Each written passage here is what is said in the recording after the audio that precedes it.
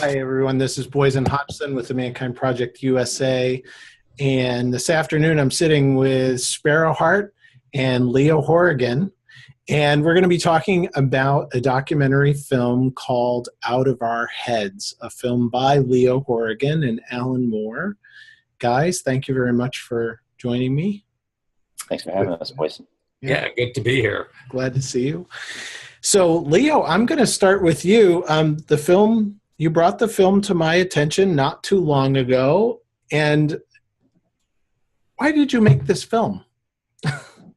Well, it was really a long process to get to the point of actually making the film. I think it came, you could say it was born out of frustration in a sense, because I had discovered men's work in 2001, or a friend had pointed me in the direction of men's work. And as many men who've done men's work would understand, it created a profound transformation within them. And it was kind of that thing where you don't want to just hide this light under a rock. You want other people to find out about this thing that you think is very valuable. But I tried to, for instance, I wrote an essay about my men's work experience and tried to express what it's like to go to one of these retreats. And, I felt like it didn't, even though I see myself as a word person, I didn't feel like it even came close to really capturing what it was like. So I thought, well, this essay isn't really going to draw too many people to men's work because I don't think I've really captured what it is. And then through my everyday work, my day job, I was able to do a film about a topic in agriculture. Mm-hmm. But when I was making that film, this guy, Alan Moore, I was making the film with, he's actually a filmmaker, unlike me, who's just somebody who wanted to make a film but had no experience. And I said to Alan, he and I really hit it off. We just met in this project. And I said, Alan, I'm really enjoying making this film with you. My only regret is I'm missing my men's retreat right now. And it was in June, and that's when our men's wisdom council is. And I said, it's great to be doing this project with you, but I really am missing the men at my men's retreat. He said, tell me more about that. So I did tell him about men's work and what the men's wisdom council was like. He said, I'd really like to try that. He was more open to it than most people were, more immediately open to it than a lot of people are. So I said, well, you should come to it next year. So in 2011, he came to the retreat, and I sort of had an ulterior motive. I said, well, I hope Alan has a great time at this retreat, but I also hope that he comes away from it wanting to make a film about it. So lo and behold, that's exactly what happened. He went to the retreat. He had an amazing time. He's a very soulful guy, and so I wasn't surprised that he kind of took to this stuff very easily. And, at the end of the retreat and in the closing council, he said, I'd like to come back here next year with my camera this time and make a film about this stuff. And so, my heart kind of leapt because that was kind of my evil plan from the get-go, is I would get Alan interested in making a film, and he's, a very accomplished filmmaker. So I thought it would be great if he wanted to do that. And so in 2012, we did film it. But of course, in the interim, we had to do the work of winning trust. Because as you can imagine, it's a pretty kind of a third rail thing to say to men, hey, we want to bring a camera into this environment. Yeah. And that's why I think it was good that Alan was there in 2011, because, people saw that he was serious about this. He wasn't just somebody who, wanted to be a voyeur or something. He had done the work himself and understood it. And so he wasn't going to come at it from some angle of not understanding it or, misrepresenting it. So I think that alone really created a lot of trust. And also the fact that Alan and I were doing it together, and I had done a lot of men's work before, and more than half the men in the community knew me already. So, and of course, then Sparrow and the other staff members were on board with it, with the idea. And so, so it just kind of went from there. It had enough momentum behind it, and there was enough trust built that men were allowed us to come into the circle with the camera, which you can imagine, I even had some problems with it myself. I wasn't sure, is this violating sacred space? Because, of course, we talk a lot about sacred space in this context of a men's group. And, I had some internal conflict about it myself. But I guess my feeling was whatever comes out of it is maybe going to far outweigh whatever dangers there are involved, And one of the things we did in the process, we told every man that, we're going to bring this camera in, but you have the veto power over anything that has you in it. Any scene in the film that has your image, your voice, or even someone talking about you, if you're not comfortable with it, you will have the power to say no to that scene. And so I think that helped put people at ease a lot. And so and also just having Sparrow support for it. I know I was a little nervous to present the idea to Sparrow because I thought, maybe he would think the sacred space issue would be a deal breaker. But I think Sparrow, you were kind of excited from the get go, and you can talk more about your initial reaction. But I think that having Sparrow support and other people on staff who really got behind it really helped push it on too. And so we feel like we've created something that doesn't violate that sacredness and but still like shares with the world like more of what this stuff is about that couldn't maybe be captured in any essay. Film is just such a different medium. So that's the hope, is that it can moves people in a way that film can move people that even the written word can't, especially with something like this. So I'm going to ask the novice question: out of our heads, what does that mean? Well, I think I used to be a headline writer, so you're kind of always looking for a phrase that kind of captures people's imaginations, and I always feel like it's kind of okay to, like, if they don't know exactly what it means right away, but they're captivated. So, and out of our heads obviously is a phrase that people understand. They've heard it before, of course, in a different context, kind of. Yeah. I think there was a Rolling Stones album that was entitled "Out of Our Heads," but it's from so long ago that most people wouldn't even know that. But they were all out of their heads when they were listening at the time. That's probably that could also be true. Exactly. Yes. So I kind of land on that. I like a sort of double entendre always anyway. So in a title especially. So I think that, but the phrase came actually from something that I think Sparrow actually says that in the film. Yeah. Yes. Yeah. Yep. He says one of the goals of your men's group at the time, right, Sparrow, was to get out of our heads and into our hearts. And I thought, and that really resonates with me because I feel like that is so much of what we do in any men's work. So, so nice. it just made sense as a way to grab people, but also communicate something that really does resonate in the film. Cool. Yeah. Let me contextualize a little bit. So this film is kind of about the Men's Wisdom Council. Sparrow is in the room with us. Sparrow's been doing men's work since the 1970s, I just learned. So yeah, you're doing men's work before men's work was cool, man. long time ago. And then you are a co-founder of something called the Men's Wisdom Council. So Sparrow, tell us a little bit more about the Men's Wisdom Council. Yeah, and I assume when I'm speaking, the people listening are going to be mostly MKP guys, so we'll understand. Okay. Yes, they'll get it. So the Men's Wisdom Council is a week-long program. It goes basically from Sunday through Friday, and started 23, 24 years ago at the Rowe Conference Center. And it's kind of a week-long process that has a lot of overlap with some of the processes we do that's done in Mankind Project. So to a certain extent, things like carpet work that's, part of Mankind Project, we usually have a whole day of, we call it carpet work or emotional process work. But one of the things we do in Men's Wisdom Council that's unique is we combine it as part of an archetypal journey. So every year we've done the Men's Wisdom Council, we've worked a story. Oh, nice. So one year the story might be the story of Perseus facing Medusa. Wonderful. And so we tell bits of that story through the week, and we kind of set the stage for these ritual processes or these cathartic emotional processes. So Perseus facing Medusa the week might be about men's fear of the powerful feminine and how they respond to it. But we use the archetypal story to kind of create the context for it. And so we've used a lot of great stories. We've used Theseus entering the labyrinth, the Grail. We used the Garden of Eden.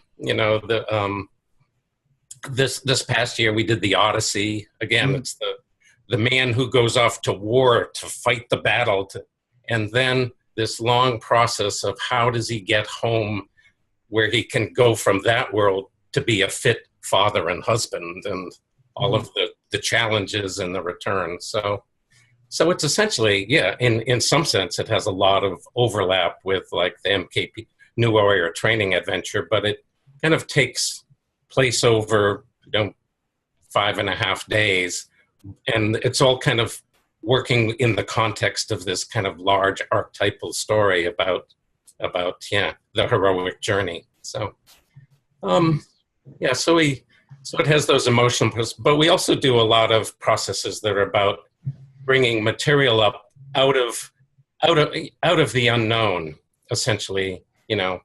So a lot of times when we do shadow work in the way it's often done, people are fairly familiar in some sense with their shadows. I mean, even though they try and deny them, Right. Yes. Their wives and friends can tell them exactly what it is. Yes.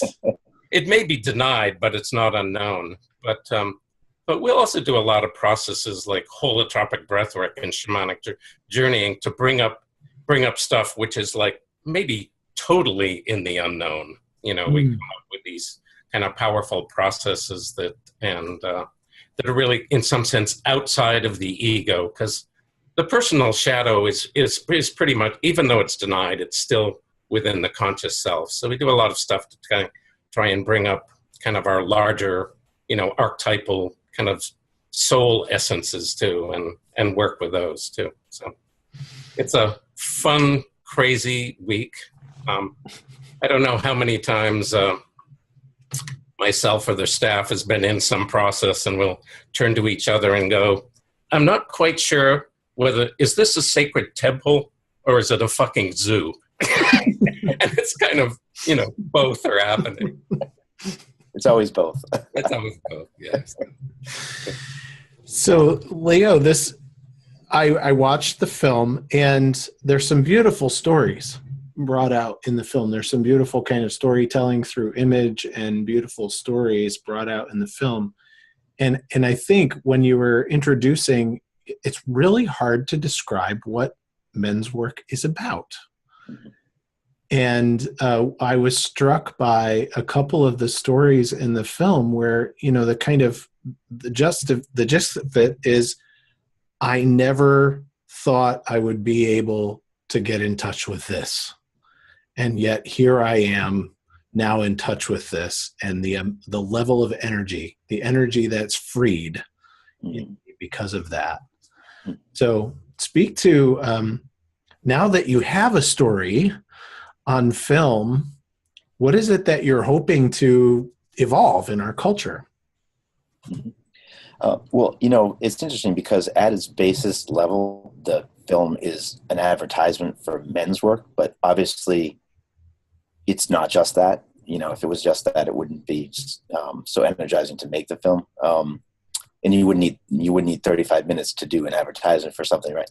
But I think that really what I hope would come out of it is that a lot more men would be able to understand it that maybe otherwise wouldn't be able to understand, or at least have their interest piqued enough that they are willing to try it. Obviously you don't want to understand it entirely before you go into it, because that takes a lot of the mystery and the fun out of it.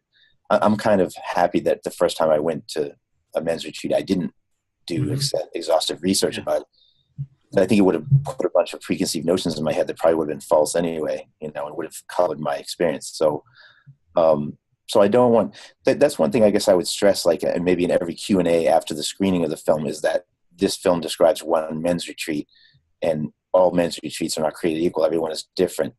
And in fact, every year the Men's Wisdom Council is different in terms of who shows up, what issues they come with, and what kind of percolates to the top. Because in that particular year, it was we just happened to have a lot of very heavy things. You had someone who was dying, you had someone who was dealing with the death of his father from decades earlier, but it was all very heavy stuff. And it does tend to be heavy, but there also is variety in what people bring to the table.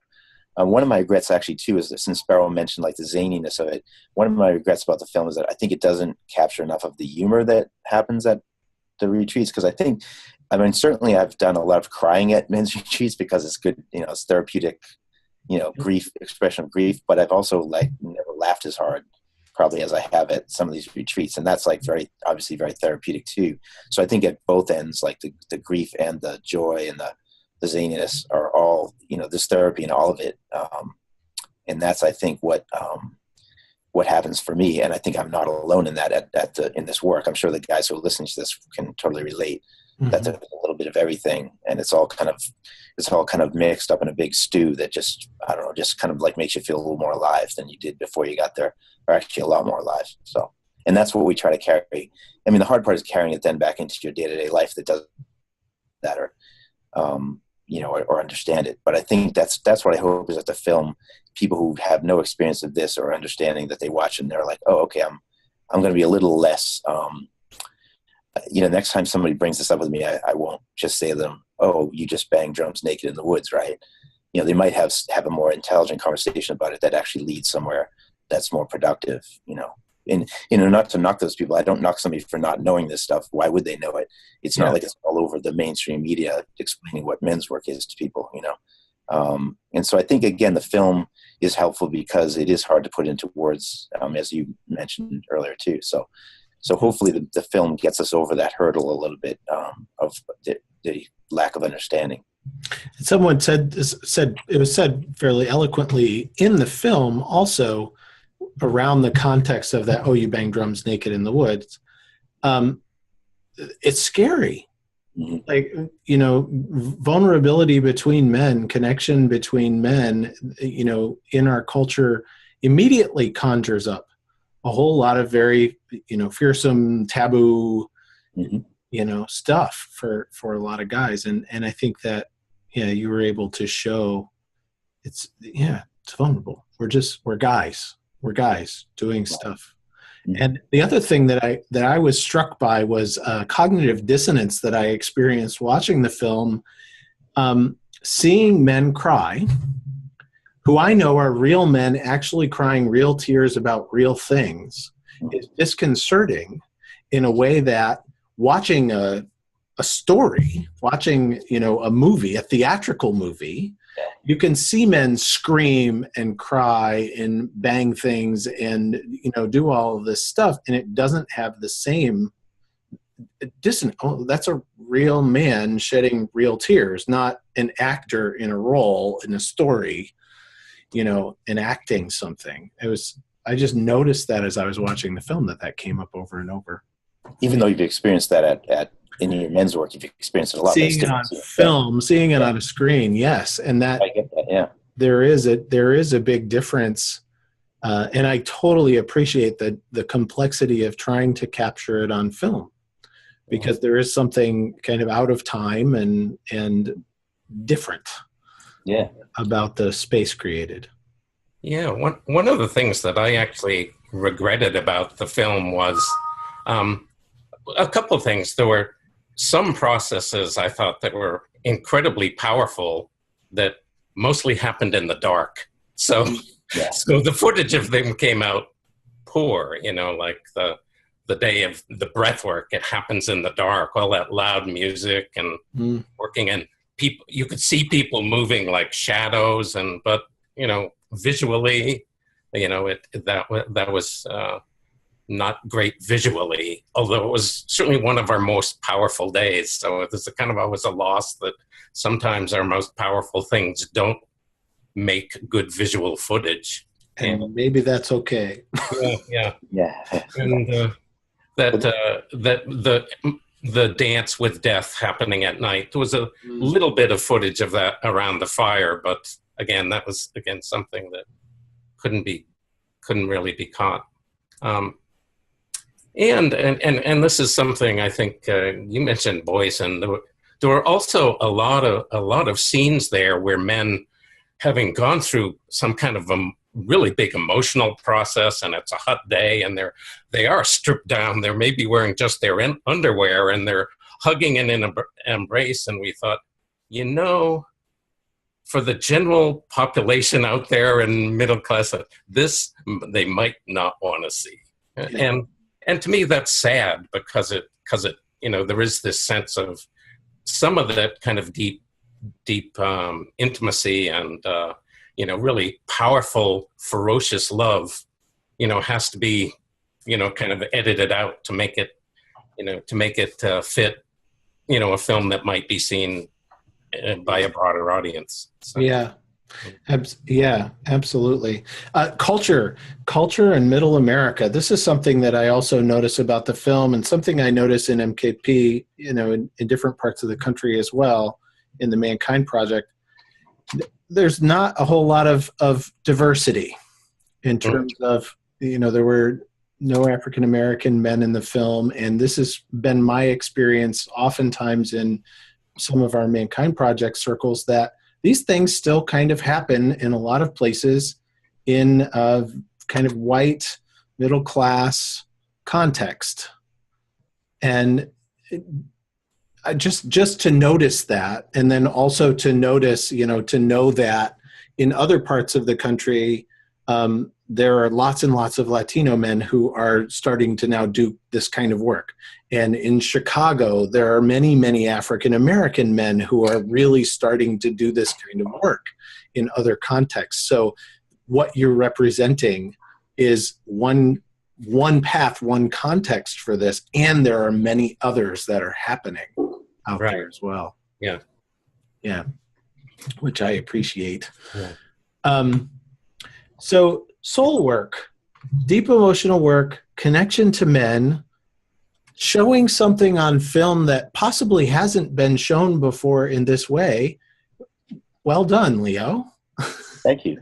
I did want to speak too to your question about the diversity or lack of diversity in it, and I think that is another kind of like it's an issue that's come up with for me repeatedly because of the nature of most of these retreats, and I hope that the film may be able to accomplish some of that too, is like reaching across racial barriers and cultural barriers to get more men involved in this kind of work. Because it's obviously the work works for anybody. It's not specific to any race or class.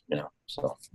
And there are opportunities for expansion and change and shift in the stories being told, and the myths the archetypes being presented, and the stories being told. We've seen this in the Mankind Project in New Zealand, where they have actively sought out and brought in Maori men, indigenous men, to help them form their story and to help them bring new kinds of wisdom into the circle. So it's out there. That makes perfect sense. Yeah, absolutely. It's exciting. Yeah, it's good stuff. So what can we do for you, Leo? Sorry. And I love that life is happening. Life is happening all around. We're borrowing a coworker's office, so she was kind enough to let me use her office, so to get a quiet space.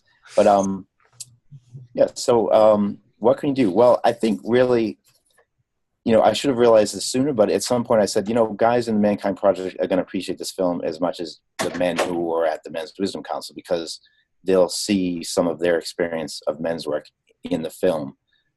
Because I know enough guys who are in MKP, and they tell me, in broad sense what it's about, and it's obviously the same kind of work, in the majority at least. Mm-hmm. And so I think that, obviously our Men's Wisdom Council is small, and it's not going to become a Mankind Project, but the fact that Mankind Project is out there and has hit so many men in the heart and drawn them into this work, I feel like this film can be a tool for recruiting more men into the work.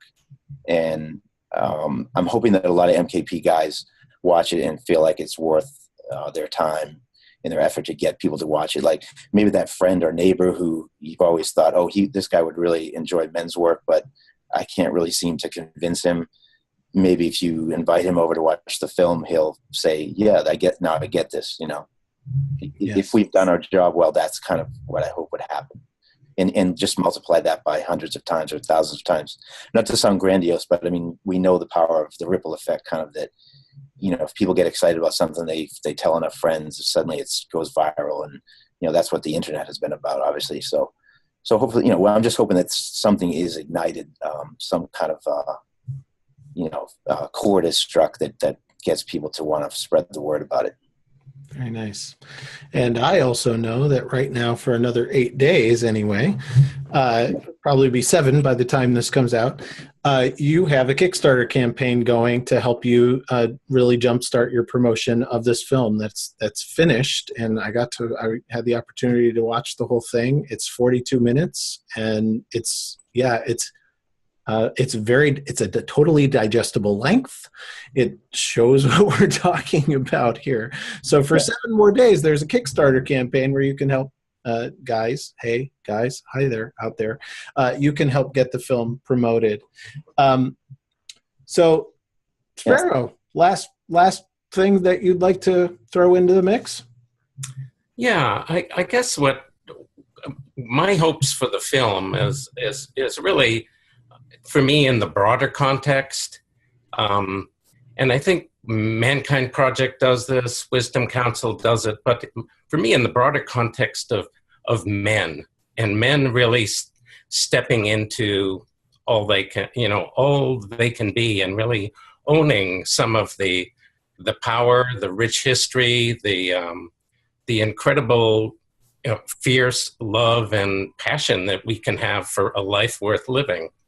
And for me, I hope it opens a door to some men, because one of the ways I put it is, even though we have all this power today to do whatever, put people on the moon or smash atoms, the psychic space we live in is like the smallest of any people's in recorded history. We've kind of lost that connection to the ancestors, to the archetypes, to our bodies, to our souls, to each other. So I'm hoping that this kind of can show men that there's a much bigger life available to them and accessible to them, and that a good way or a good opening to that is by getting together and with their fellow men and starting to address all of the things they've had to, put aside or forget about to become successful or attractive or acceptable in the traditional male terms. So that's my hopes. Yes, successful, attractive. Yes, all of those things. Yeah, as you were speaking, I hear, we're trying to kind of unravel the knot of the cultural code that has men kind of bound into, I love what you said, this tiny psychic envelope. Yeah. We only do this much. Don't go outside of that this much. Stay in that this much. And it's beautiful to see men heart open. It's beautiful to see men stretch into that. Yeah. Right after we say that, Boysen, can I get crass and talk about money for a second? because you did mention the Kickstarter. I did want to say something about that. Sacred and profane always exist side by side. Yeah. Yes. I have to say, it's nobody's favorite thing to ask people for money, maybe especially your friends. But I have to say, it's been kind of interesting. Even the Kickstarter in itself has been a mixture of the sacred and the profane, because you're asking people for money, but that money, with what comes with that, is the support. It's like someone giving you a vote of confidence, like, hey, I believe in your project. So there is something about it that's not just crass in the exchange of money. And I want to say this, it sounds cliched, because people always say, oh, every little bit helps. And I think it is true in this case, not just because like that $10 is $10 closer to if someone gives a small donation, that $10 gets you $10 closer to your goal, but it also is saying it's one more person putting a vote in that says, oh, I care about this, it's important. So, I mean, it's nice to have like 100 more backers, even if those extra 100 are only putting in a little bit in the till, Having said that, if you have a couple thousand laying around, you want to give us that. I won't turn it. We don't turn away any donations. And I also want to thank, two things I want to do by way of gratitude is, one, I want to express my gratitude to all the guys who were brave enough to let themselves be on camera, because that was an amazing thing for them to step out like that.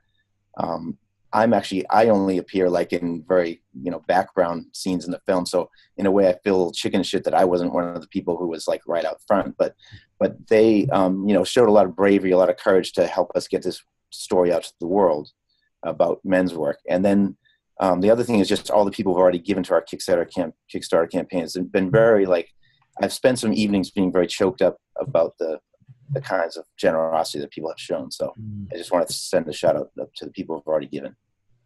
Beautiful. That's the end of my shameless promotion. Cut. So thank you, Leo Horrigan and Sparrow Hart, for hanging out with me for a little while and talking about Out of Our Heads, the documentary. And you can look for a link to the Kickstarter campaign underneath the video or on Mankind Project social media on Facebook. So that's a wrap. Fade to black. That's it. Fade to And black. Boysen, thanks so much for making the space and offering to do this. That's great. It was a great idea. Thank you. Yeah. You're welcome. Okay, I'll stop.